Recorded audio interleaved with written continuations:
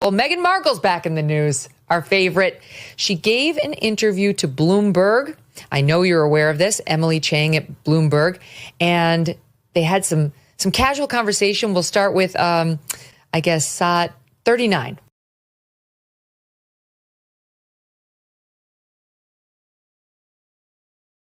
Is there an inherent tension in trying to be relatable while also being a duchess? No. Oh, God. No, I don't find, I'm just being myself. So I think probably it was different several years ago where I couldn't be as vocal and I had to wear nude pantyhose all the time. Let's be honest, that was not very myself. I hadn't seen pantyhose since movies in the 80s when they came in the little egg. That felt a little bit inauthentic, but that's a silly example. But it is an example of when you're able to dress the way you want to dress and you're able to say the things that are true and you're able to show up in a space really organically and authentically. Single tear. Show up in a space organically and authentically. It's the Hoda lexicon. She had it so tough, Maureen. She couldn't be her true self because they made her wear the nude pantyhose. And to say what you want to say. But I don't know what it is. What is it you want to say? Like, get it out. It's been 10 years. Spit it out. And this interview was supposed to be polished, controlled, and inspiring. Instead, it left viewers confused, uncomfortable, and asking serious questions. Meghan Markle's Bloomberg interview is now going viral after one moment that many say derailed the entire conversation. A simple question that seemed to catch her completely off guard.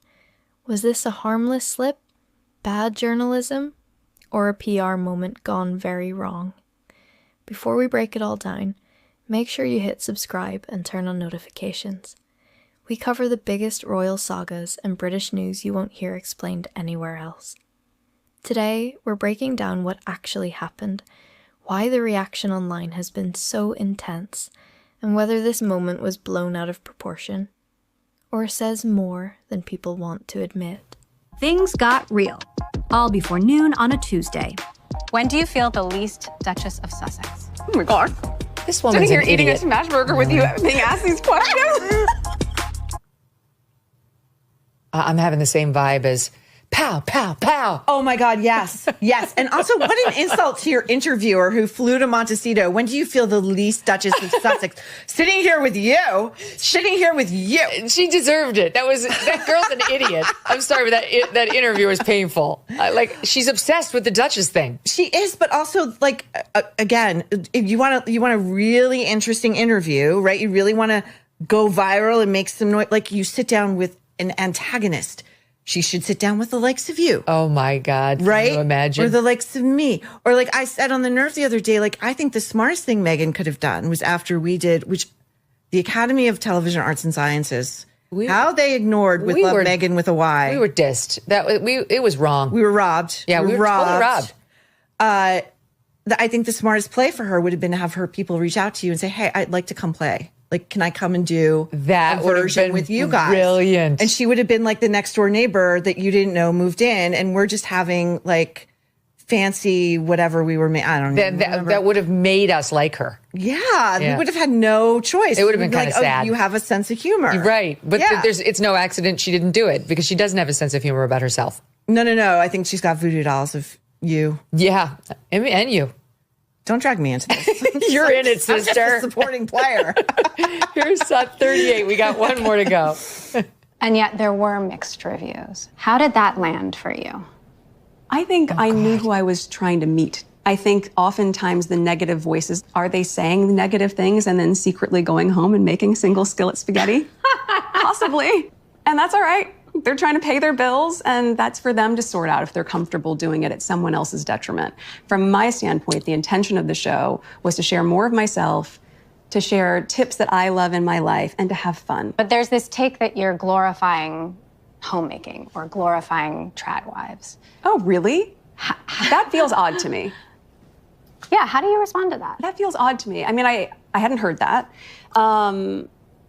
But I'm really unapologetic about the fact that though would it be lovely to go and churn your own butter? Sure, maybe. I don't have time for that. I don't have time for that. And I don't think you get an extra gold star if you do that.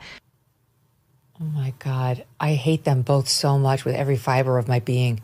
That interviewer is an idiot. Emily Chang, how dumb is she? That there's a criticism that it's like promoting trad wives. Like, who would ever want to be like, you actually promoted domesticity. Who would ever want to do that?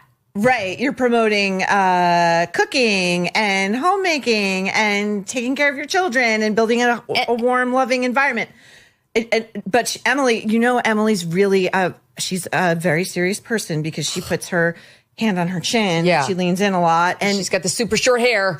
Yes, we're very serious. We're very, very serious. But then what a missed opportunity for Meghan Markle there. She should have said, first of all, you're an idiot. Let's start with that. And then she should have said, why would that be a bad thing? Right. What's wrong with staying home? Right. Creating a great home for your family. Right. I would have loved for her to turn it back on that interviewer. But instead, she's like, oh my God, I'm getting out progressived by my progressive interviewer. So I'd love to stay at home and churn butter, but I don't have time for that. Meanwhile, you fucking showed us your beehive. What are you? Oh my God. Pick a lane. 100%. She is exactly doing that shit because she's part of the 1%. The reason she couldn't respond, I think, quickly to that is because she's got a staff raising her kids. If she were really raising her kids, she would know that's the hardest job on the planet. She would feel attacked. Never get time off. And you would say, you know what? There's nothing wrong with that. Right. In fact, that's the hardest job there is. So yeah, I would lean into that. Right. She wasn't offended because she doesn't actually do that. No. She actually does look down on that, just like the interviewer does. That's what happened there. That's what she's doing, by the way, when she's not taking Emily to her favorite bookstore where Emily's asking, what have you read lately? And she says, I don't have time to read. Okay. But this is my favorite place to go. Okay. The bookstore. Okay. Is it Jump for Joy? Is she secretly ordering? Okay. So I just want to say that business about, are some people attack me to pay their bills, but then are they eating one pot pasta? I feel attacked. I think that was at us. I do too, but we weren't even secretly doing it. We made one pot pasta to mock you. We didn't actually make it to enjoy it. No, we did. But then I believe this happened after we stopped filming it. But didn't we try it? Yeah, it actually was pretty good. It was pretty good. Yeah. It was but we can say that. Yeah. We can say that. But it was Martha Stewart's recipe. That's why it was good. Right. We worked off of Martha's recipe just like you did, Duchess. And I love how she says, if you feel comfortable denigrating people, yeah, I do when they deserve it. I totally absolutely freaking do. Yes. I feel that aligns completely with my values.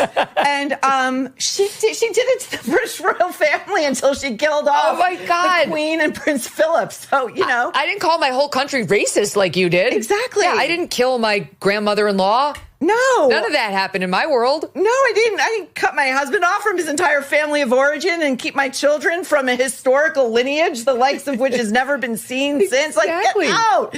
Oh my God, Megyn, I have to tell you something. Now, here's where things start to get uncomfortable. The question itself wasn't aggressive, it wasn't complicated, and it certainly wasn't unexpected, especially for a public figure who's spoken openly about family, motherhood, and work-life balance. Yet the response that followed is what sparked the backlash. Viewers say it felt rehearsed, then suddenly uncertain. Some even describe the moment as strangely disconnected. To be clear, reactions online are split. Supporters argue this was simply a poorly framed question, handled awkwardly by the interviewer. Critics, however, say the pause, and what wasn't said, is exactly why the clip keeps circulating. If you're finding this breakdown interesting so far, hit like. It helps more than you think and keeps this channel growing. Hit the subscribe.